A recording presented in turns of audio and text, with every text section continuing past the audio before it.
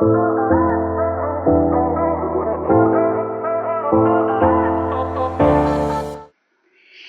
everyone, and welcome to the world's most famous podcast. I'm your hostess, Jacqueline Maddison. In today's episode, we sit down with powerhouse trial attorney Hillary Johns. Based in Los Angeles and New York, Hillary is the founder of Hillary Johns Trial Lawyers, a boutique litigation firm handling high-stakes legal matters, including business disputes, defamation cases, and entertainment law. With over 25 years of courtroom experience, she has built a reputation for being fearless, strategic, and fiercely loyal to her clients. In this conversation, we explore her journey through the legal field, the challenges facing modern trial lawyers, and how she helps clients protect their reputations and business interests. Let's dive into the world of litigation, leadership, and legal empowerment with Hillary Johns. Let's welcome her to the show. Hi, Jacqueline. How are you? Good. Hillary, how are you? I am so well. I love your background. Yeah, I love your background too. Thank you. So it's good to see you finally. I feel like we've been trying to meet for so long. I know and it's on me. It's been just, constant. I know. You have a full plate. I mean, you're amazing. Oh, thank you. I appreciate that. Yeah, so I'm so glad to have you. Let's not waste any more time. Let's dive right in. Why don't you tell us what first drew you to the legal profession? Well, my godfather's a lawyer. I'm a lawyer in my family, so I kind of knew about it. They didn't seem very interesting to me. And then because they sat at their desks all day, and I'm like, okay, that's like being in school. That's not fun. Yeah, and I didn't like school much. And then I watched Perry Mason. There were reruns when I was a kid, and they had it. It was the start of the rerun. That was a new thing, and so I loved that, and I liked Della Street, and I thought he was so cool, and he lived in California, and he didn't get to do everything he wanted, but he was really good at what he did, and people came to him, and he got to do all these neat, cool things. So I was like, and he got paid well. I'm like, okay, this might be a good gig for me. I remember that show. Yeah. And then LA, I liked LA law. It was a very doable way to make a good living doing something that I think actually mattered to people's lives, as a male and a female. It was harder as a female then. It's not as much anymore, thankfully. But it was a life you could have that was, you could sort of incorporate into your own life. And so you could sort of pick your terms to some degree. I mean, and you also felt like you were doing things for people. You were important. It was an important part of society, like being like with the police force or a firefighter or a teacher, those kinds of things where you could actually contribute. Oh, it most definitely is. So can you tell us about your journey from law school to opening your own practice? Sure. I went to, after college, I played pro soccer for a while, and I was grateful I was able to, but it wasn't really, I think, what I wanted to be doing. I've since gotten into martial arts and things. I went to law school, and I really wanted to be a trial lawyer, and it was, you had to look at the paths. I was very fortunate. I had some great mentors and good experience, which I think for anyone, in anybody's life, it's important to have people who provide guidance and support. And I also had a lot of support from a lot of different people, even if they weren't in law, just people on your side. It really is important. And I had a great mentor in law school, during an externship. My first boss was super. One of the attorneys I still work with today, but they really took the time to teach me, like a lot of people don't. When I was a kid, a teacher would sit with you and sort of tell you, okay, you made a mistake here, and if you're serious about learning, they would help you, and that people like that, and both of them, and the job I had after that, they all really invested in me and worked with me and gave me tips and would give me opportunities. I mean, I tried my first case 6 months out of law school, which some people, it's like 10 or 15 years, and granted, I went to smaller firms and got paid less, but the idea was you're getting paid less then. It can't just be about the money. But the point was I was getting skill sets that are frankly far more valuable in the long run. So I wasn't getting the $200,000 a year job or whatever they pay people out of law school now for these. But I wasn't sitting in some room counting documents all day, 9 o'clock in the morning till midnight or whatever it is. Right. Yeah. You were in the trenches, so to speak, right? And the best way to learn is by doing. Right. And from people who know what they're doing. And so I was fortunate that I worked with very, very reputable, well-known attorneys who also set up those things. And the business models have changed.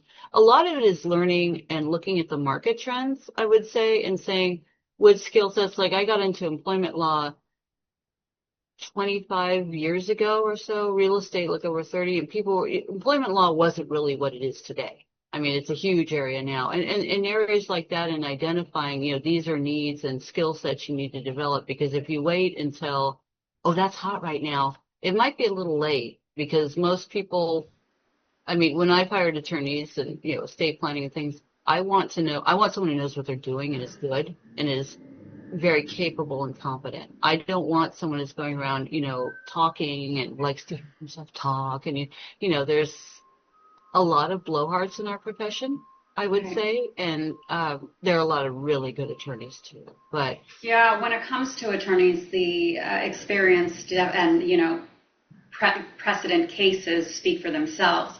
So, was there any pivotal moments or experiences you had that shaped your approach to litigation that could be deemed sort of your signature?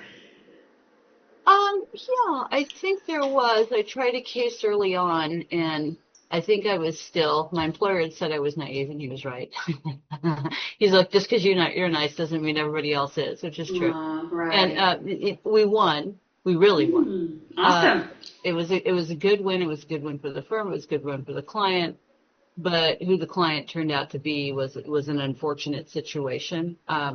It's it was an unfortunate situation anyways, but I think it was an end to my naivete Mm. that kind of, in a way, stuck with me. It was good to get the win. It was good to dig in. It was good to say, even though if you don't know if you're going to win, you need to fight in it. And sometimes doing that, you can really win, and, witnesses and all that. I also think there was a point, I think, when I was a younger attorney and then a more experienced attorney, like, 15 years or so, saying this is not enough and there's a better way. And just because everybody else isn't doing that doesn't mean it's not right. Yeah. That kind of diverging from the traditional path and saying, you don't have to fit into this mold that people think you have to be a successful lawyer. And I Right. think a lot of people make that mistake early on in a lot of their careers. They go, I did everything I'm supposed to do. I mean, how often have you heard this? I've done everything I'm supposed to do. I followed all these rules and I did these things. And I'm not talking about going off the rails and doing something insane. Right. Some people do that too, and that's not a good idea. But you see a lot. What I've noticed in business is the ones who are good are the ones that are saying, I know they follow the rules, certainly. I'm not saying that. Are you talking about like moral ethics and guidelines in that respect? No, no, Oh, okay. no, I'm not Got it. talking about that at all. Uh-huh. I'm talking about people who maybe take a different career path, or they Mm. make a move in a business sense that maybe like, well, why would you want to do that instead of this? Because there's most careers, most of them have a clear, it's some in different industries, but there's usually a set of things that you do, and there's a ladder, or there's a trajectory, or there's Right. those kinds of things. But I'm not talking about bending rules of ethics or Got compromise. it. But what I'm talking about is maybe making a different career decision, saying, I appreciate that that's a really good job offer, or I appreciate that that's what everybody else would do in this situation, or that's what they tell you you should do. Hmm. But maybe this is the better route for me. I've noticed a lot of people who do very well in business, and other ones don't always take the approach that people would think they would. Right. You hear of these tremendously successful people who haven't even gone to college. It's not required. Exactly. I mean, I feel like we all sort of walk our own path and it's part of our uniqueness. But I also feel you when you mentioned your kind of losing the naivety because we do we have experiences that wake us up to the sort of harsh realities of this world, no matter what industry we're in, that, whether it's a dog eat dog experience or you get betrayed or something. And so I'm sure you see a lot of that in what you do, just in terms of human nature, right? And how people deal with each other, which can be quite disheartening. It can, but I think, and it is. Some of them are hard to see because you're like, okay, it's going to be like one of these things, and you're like, and you know what's going on, and maybe some people do, some people don't, but you have to remind yourself that it's not our place to judge, if it's something that you really can't do for whatever reason, you can get rid of them. Attorneys have guidelines and rules that they can follow to do that, but it's not our place to insert ourselves in their lives. We're providing a service and guidance as to a specific matter. The rest of what they do with their life is up to them. Right. Yeah, understood. I'm also a real estate broker, so I sort of understand the fiduciary duty to the client and, remaining objective in just handling the transaction. Yeah, and it is, and it's also real estate, hot market as usual. It's but we, I think with lawyers, it's a tough job to be in. Law is a tough profession. If you want an easy job, law's not it. There's no easy jobs as a lawyer. There's no, and we have access to a big sect of society. We know things. That's always one of the harder parts about being a lawyer is you see people around town or you see people on TV or you hear about something and you're like, that's not how it went. And you know it isn't, but you can't say anything. Confidentiality is utmost, and unless they're trying to, they're planning to kill someone, and even then it's limited. You never waive that, and that's really critical to the success of the legal profession and people being able to get legal help. But it is a lot of that. You're right, seeing that it's portrayed one way, but it's really another. But you have to, and I think seeing people decide situationally how they want to handle things. People make different decisions. Lawyers make different decisions. But it's always been like that. I mean, history has been like that. But we are just we have a lot more information, I would say, about those than most other people do. But I do think having lawyers and having that, we're probably the only country in the world that has that. And so I think it's very important that we do. I think trial by jury is essential. I know the courts are a mess right now, but I think we have to keep doing it. And it's, not everything is going to be 100% fair, but if you look at other countries and how things are handled there, I think we're doing a pretty good job. Right. We keep fighting for them. Yeah, definitely ahead of the rest. So your firm, which is based in Beverly Hills, but you're also bi-coastal, right? So you have a presence in New York, is that correct? Yes, that is. So your firm is known for tough strategic litigation. What sets your legal style apart? I think we are very aggressive, but we do it in a tactical way. And our team does a more personalized approach. A lot of people call and we'll work around the clock for you, things like that. But a lot of people are saying, I haven't heard from my lawyer in a week. Right. I called, I emailed. I've got to jump through all these hoops just to get an appointment. I feel like they're doing me a favor and I'm paying ridiculous. And look, lawyers aren't cheap. Right. Our offices are in Beverly Hills in Manhattan. We're right across the street from Union Square. We have an office in the Bay Area. These are not cheap markets. People are paying a lot of money. We get right back to them. We're prompt. If there's something we can't do right away, our team is expected to do that. In addition, we're a small firm. We're still a small firm. We're less than 25 attorneys. That's considered small. We take on big law, which a lot of firms don't. A lot of small to mid-sized firms are like, nope, that's not my niche. We won't do it. I'm not saying we'll do everything, but we very aggressively and successfully litigate in those markets, and that's, I think, what sets us apart. And we're there with you. Our big thing is we're not going to send you a letter, some cold, heartless letter, and say, if we're getting rid of a client, then it's different. But it's sometimes you have to. We've all had to part ways with people. It's unfortunate. Sometimes it happens. But we're there with you throughout the process. We want, clients are going through a tough time if they're going through litigation. They're either suing or they're being sued. So something has gone wrong and they feel it's worth their time to do it. It's extremely stressful. It is expensive. It's the cost of litigation, it's for big Fortune 500 companies and very wealthy people. And it's becoming that way again because of the courts and pushing them through. So we offer that personalized attention. There's a few other, we're not the only game in town. I'm not going to say that, but not a lot of firms will do that. So I would say that's what sets us apart. I think that's fantastic because, of course, in that circumstance, a person is looking for a trusted confidant, which really is who the attorney becomes throughout their lawsuits until it's resolved.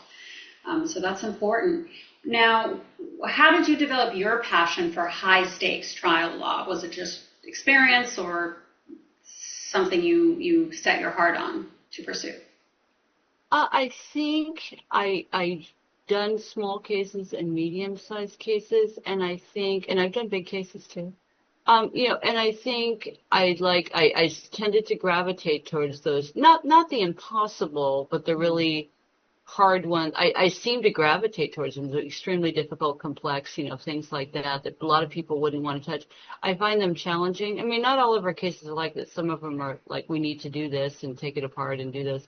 But I think, I wouldn't say the allure. I just gravitated. I don't know. I don't know exactly why I was attracted to it, but I do think when there's something really at stake, it's sometimes far more interesting. And I've noticed in trial law, as you've probably seen, and things like that, a lot of people freak out in court. So when you get past the freak out, lawyers and clients and witnesses, there just aren't a lot of people that are willing to do this. So it really wasn't this sea of people fighting. There just aren't too many people who are willing to do it. They think about pressure or all these other things. It's true. So sort of from a spiritual aspect, I believe people are sort of designed and created for certain things. So you just must have a particular temperament that makes you excellent at what you do and in your niche. So what advice would you give to other aspiring attorneys that are, let's say, navigating their first few years? I think long and hard about what you want to do. In law, you're going to have a lot of people throwing a lot of things at you. When you write briefs and do this, you should do this, you should do this, you should do this. I think you need to think seriously about the kind of life you want to have. And it's not just about lifestyle, but lifestyle choices do affect where you go to work. Because, do you want to go to big law and make quite a bit of money and then maybe top out at 35, 40 and then you don't have anywhere to go and you're exhausted? Do you want to have a family? Do you want to have kids? What kind of cases do you want to handle? Are you going to get the opportunities and training there that take you where you want to go? Have you actually tried these things? Because there's a couple of areas of law I looked at and I thought like international work for a while might be interesting. I didn't like it. We represent people here from different countries, but I don't want to travel around the world and do those things. I really don't. Right. I'm not interested in doing that. But it may be very interesting to somebody else. They may really find that. I think you need to really find out what resonates and speaks to you and that you really relate to. And I think if you're being a lawyer just to have a job, that's the key that I see with lawyer dissatisfaction and unhappiness. You're in a job that is you're in a profession that's demanding, time consuming, and you can't put yourself on autopilot. And it pays pretty well. I mean, it's even if you're not really committed to it, but is that really what you want to be doing? Wow, this is just excellent life advice. Like I say, a lot of people bow to the money god, right? But maybe they were designed to be an incredible drummer or vocal artist or baker. I don't know, whatever it is, right? But they instead choose something that's going to pay the bills. But then they spend the rest of their lives miserable because they sacrificed their natural giftings and talents and true passion for the dollar. And so for me, I also considered law and a more kind of whatever, but it wasn't until I actually asked God, lead me into what you designed me to do, where the entrepreneurship path sort of opened up for me and a more of a creative route. So your advice couldn't be better, but definitely I think a lot of people blindly make that choice and then too late realize it, But it is something we have to be careful to choose our career paths and what we want to do in with our lives. It's so short and so precious. Exactly. And we're fortunate that we live in an age where we can choose. A lot of people couldn't. You're like, this is the job you have, tough, and you're going to have it. But I think, and I see a lot of people fall into that trap. They get married, they have kids, they have a mortgage. They're like, okay, I need to save for retirement, and, we have to do it. And you fall into, and paying the bills is certainly important. I'm not by any means sitting. Yeah. But I think a lot of people, a colleague of mine gave me good advice. He's like, don't just focus on the money because it will come. It'll be, and he said, there'll be plenty of food on your table, but you got to really lean into what's right. If you're leaning into things that you're not suited for, or you're not happy about, you're going to unconsciously make decisions that are just a little off or maybe wrong because so true. And I'm not saying your hobby is going to be your job because it may not. Okay, it just the reality of it. It's not. Could It could. be, could Yeah, be. could be. I was just going to say that could be, Which in but my case it is, thank God, no, and you that's know. great. But I love being a lawyer. Like I actually really enjoy it. I mean, Yeah. some days I'm like, oh my God, there's the Of course, we all have those days. right, but I really do enjoy doing it. And That's so awesome. I do, and I consider myself extremely fortunate. And, it's an honor and privilege to be a lawyer. It really is. Absolutely. And to be in law and I really believe that. Hmm. But if you don't feel that way, it's harder. No one wants to go clean your toilet every day. I don't. Right. I could see for some people it's difficult, and law is one of those things I think a lot of people think about. I think in Hmm. college, I don't know how many people I've talked to go, I thought about law school, because they think it's going to give you a path, but Right. and I think there's enough information out there these days that people can kind of see what it's like or learn about it Hmm. with having, before they commit, the tremendous amount of time, the tremendous expense. Law school's not cheap. And it's Right. not getting any cheaper. Like I look at what students have to pay today, and it was high when I was in school, and it's Yeah. now it's like wow. And you really have to think of this. The good thing about the law is the market is different, so you don't have to be top 10 in your class at Harvard or Yale, to get the right job, to get the good jobs. Yeah. They're actually, and fortunately that kind of snobbery has changed. I'm not saying any. Right. I've What comes to mind is the law firms are always hiring, kind of thing. Like there's always going to be an opportunity if you decide to pursue law. It seems. Right. And it's not going to be like, okay, well, they're going to get the plum jobs and you're not getting anything because you went here. I mean, and again, I have friends who've gone to both Harvard and Yale. They're excellent schools. I'm not saying they're not, but Mm. I'm saying there are different skill sets and aptitudes. And after a while, it doesn't really matter. So I think a lot of people say, oh, well, I didn't really do that, and so they just assume those things. Hmm. Where some of the best lawyers I know went to night school at unaccredited colleges in Yeah. California and Right. both, and or went to not very good law schools in New York, considered not very good, but they're really good trial lawyers. Like, for example, Right. trial lawyers have a different skill set than, say, a professor. Hmm. It's just not, it doesn't work that way. So, I remember being in fifth grade and we did a trial law courtroom in the classroom, and I played the attorney, and I absolutely loved it. But what I love most about law and the profession of law is the objectivity and the rationality that's required as an attorney. Now, like you said, there's a particular skill set required for a trial attorney, and that's what you do. So tell us more about that skill set. I think you need to adapt promptly. I think you need to know how to be thorough. I think you need to, and everybody does. I mean, you can't let people buffalo you.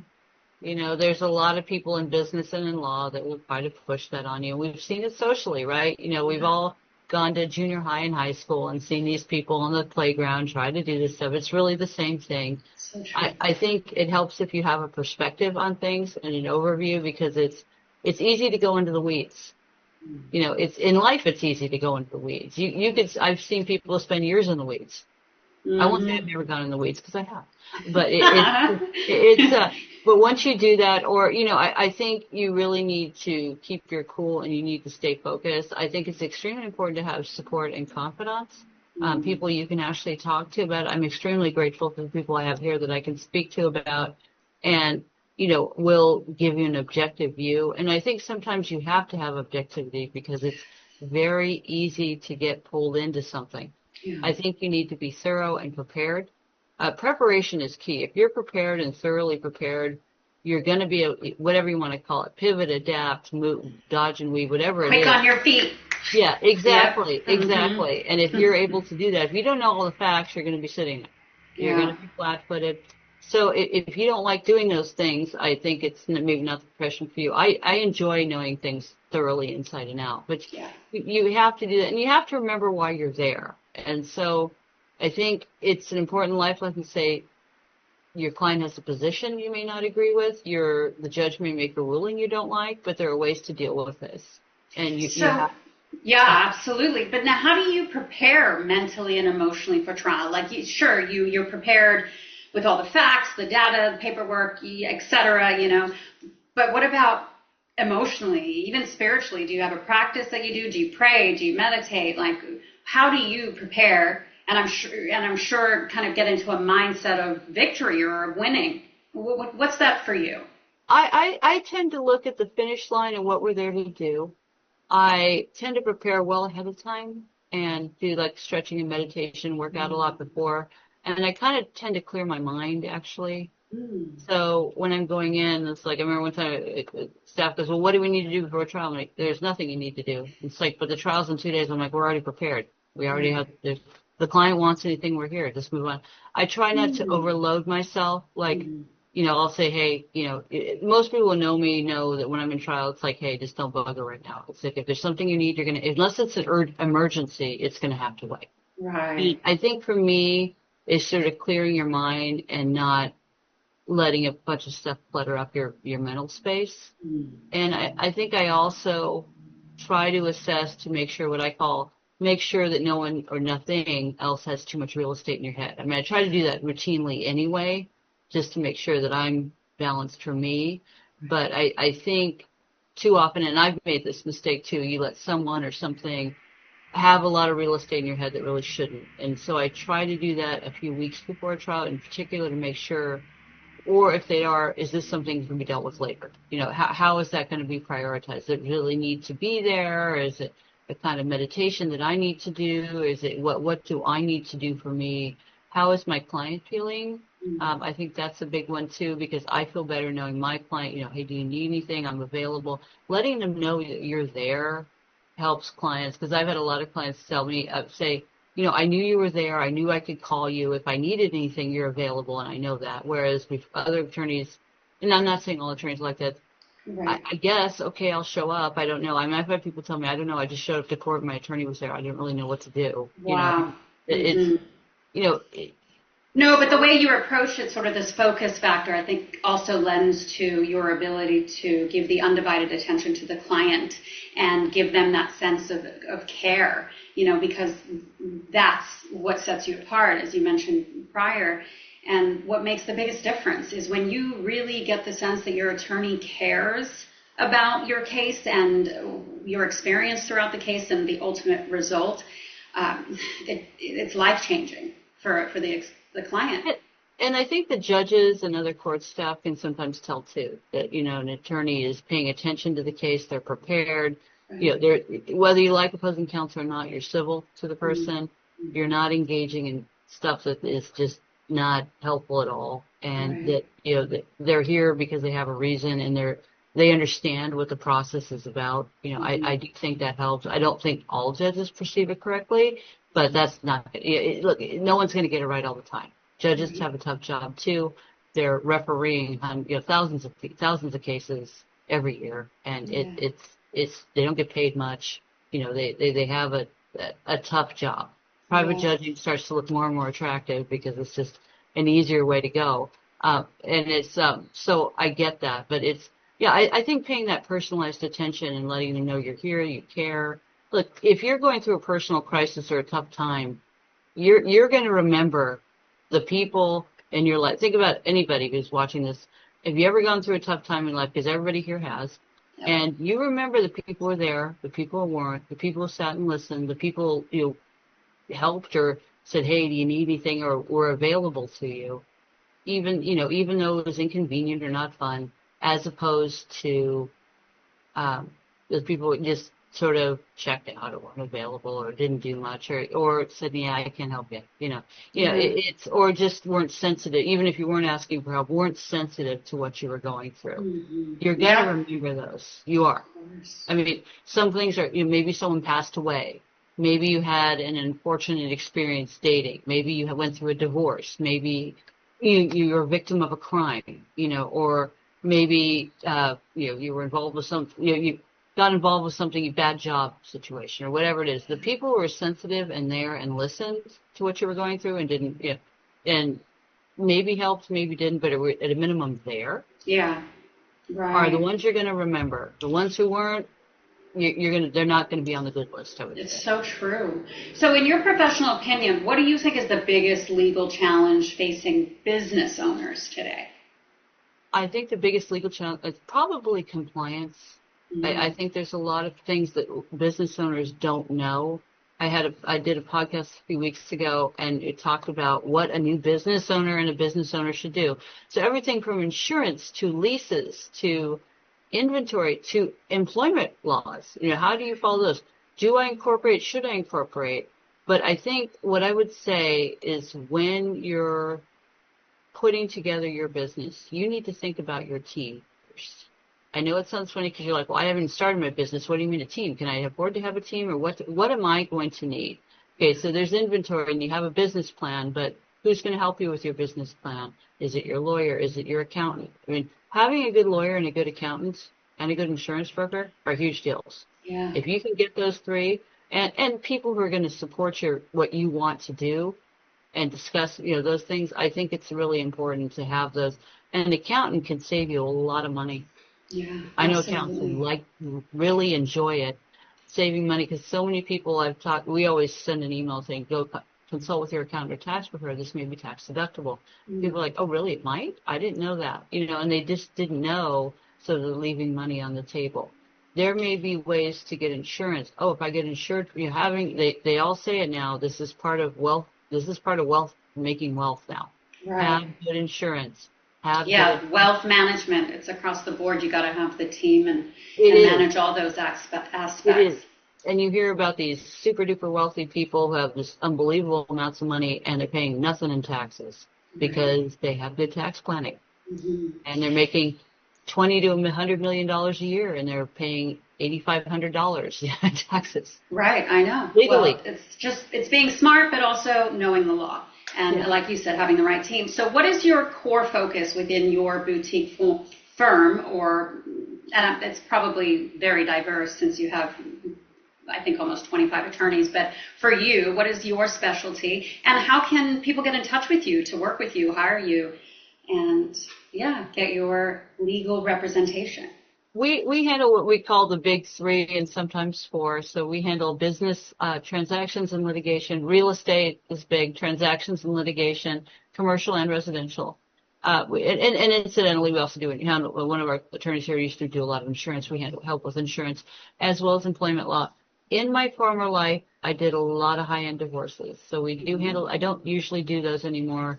But I do help, like a friend or a special relationship, I will certainly do that. And they're good skill sets to have, I think, because a lot of family law lawyers are very, very adept at it. So we do the big three or four. We do a lot of work in it. The firm does a lot of work in entertainment law and intellectual property and things like that. So we represent a lot of actors, individuals, artists, a lot of artists, and we represent a lot of production companies and talent and business managers. Oh, well, it sounds like you're my new best friend, because obviously I'm in the media space, but I'm moving into productions and things like that, and so entertainment law and business law. So we should meet for a cappuccino and possibly do some business together. We'll do that. That would be fun. Yeah, sounds amazing. This was so fun. Yeah, well, it's not over yet. Let's start with what is something that you think is important that you want to share before we wrap up that maybe people don't know, or there's a misconception about the legal industry or attorneys in general? Well, I think that people think that lawyers are for rich people. And I think that, I can't really have a lawyer. I think when I was younger, lawyers were for, you had to be pretty well-to-do to have a lawyer. I mean, you were doing really well if you had my lawyer. Lawyers should be accessible to everyone. And if you can't afford a private lawyer, like a lawyer in Beverly Hills or Manhattan, there are services and lawyers who can help you at different things. And it doesn't mean one's better than the other. I want to be very clear. Some of the best lawyers I know are neighborhood lawyers. And I call them, they're the ones that have the shop that looks cheap down the street. They're choosing a life like that. It doesn't mean they're not as good as this big partner you're seeing on TV, because some of them are. They just want to do a different life. I mean, I've often seen these people and I really admire them. They're helping out the community. They're doing these things. They're very committed. And I think so they're different. And there are also public agencies and assistance that they can offer you in clinics and the courts. Law should be for everybody. It should apply to everybody. And, it's often the misconception that, the big money is going to roll over everybody. Sometimes it does. But I think people should know that the law is supposed to be accessible for everyone. Yeah. And don't believe everything you read on the internet, please. Yes, that's such a good point, and such an insightful tip, because it's so true. The pro bono attorney who's doing it to live a life of philanthropy, but could have the most incredible skill set. So what an amazing tip. Now, before we wrap up, since we have just a few minutes, what legacy do you, Hillary Johns, hope to leave in the legal world and want to be remembered by? Let's see. Yeah, I was thinking about the other day. Besides your beautiful blue eyes, because your eyes are absolutely stunning. Oh, thank you. Yeah. So I was thinking, I was thinking about the other day. I don't know if I have a legacy yet. I just want to say, she's just one hell of a trial lawyer. She's tough. I read Betty Davis's, and I don't know if I want to do it for, I'm not saying I'm a fan or not, but I admire what she did. And the part of it was she did it the hard way. So, I probably would want to be remembered for my toughness and resilience, and that you push through and being really good, sure. But also maybe that, there are a lot of people who are affected by me that I helped or, touched. I think that would be, I was visiting a friend of mine passed away about 20 years ago, and I was visiting the site, and, I still think about him, and I was thinking, how much he did for me and other people. And I think I want to be remembered that way, but also just that success in law takes many forms. You don't have to go the traditional route. You can do a lot with your life, but do good in the world too. You know what? It's so true. And you made such a beautiful point earlier that attorneys, it's a privilege and an honor, really, because, God blessed attorneys for their profession and to be able to come alongside people in times of trouble, So it's just an honor, to be an attorney, to hold that position and to be able to help people, like you said. And I think it's incredible what you're doing and what you've built. You are an exemplary example of success in the industry as a female attorney, and it's been an honor to have you on the show, and I'm so glad to be connected with you and to meet you. And, like I said, I'd love to work with you in the future, hopefully under the best of circumstances. Yeah, that would be fun. We'll go for capture. This was really nice. You've been such a nice hostess, and I really enjoyed being here. I really mean that. No, likewise. Well, again, we're neighbors in the community, so I do mean it. We should meet for a cappuccino and just, if at the very least, friends in the community. I would like that very much. Okay, good. Thank you for having me. Likewise. It's been a pleasure. Mwah. God bless you, and I look forward to seeing you soon, Hillary. Me too. Thank you. All right, bye.